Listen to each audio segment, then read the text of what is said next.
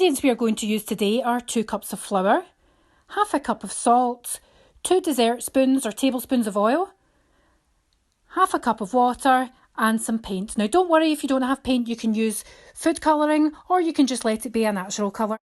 I've used a small cup to do the measuring, and we also need a bowl and a spoon to make our Play-Doh.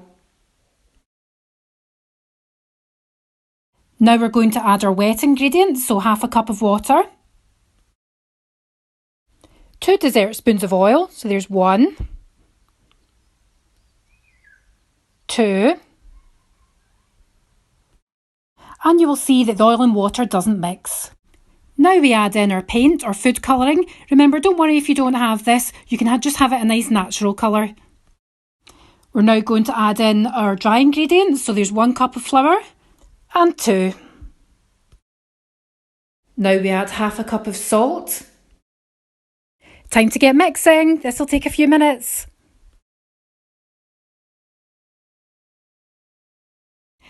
Once it starts to look like this, then we can get our hands in to mix. When it starts to look like this, we can lift it out and start mixing it on the table. If your Play-Doh is looking a little dry, that's okay. Just add a wee bit of oil and mix it in, just a little at a time. So boys and girls, now we've made our Play-Doh, we're ready for our finger exercises. And this makes our fingers and our hands nice and strong, so we can start by patting it down. Then we can squeeze the Play-Doh. Remember to take turns with both hands. And now we're stretching and rolling, keeping your hand nice and flat to roll. Boys and girls, I wonder how long you could make your Play-Doh. Maybe you could make it longer or shorter than Mrs. Mackie's.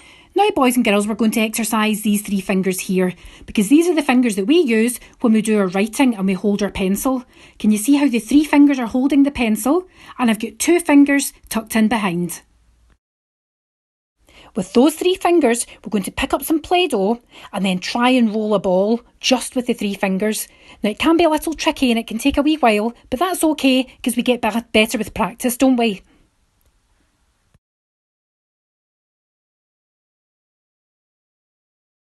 Next, boys and girls, we're going to use the same 3 fingers to pinch the Play-Doh all over.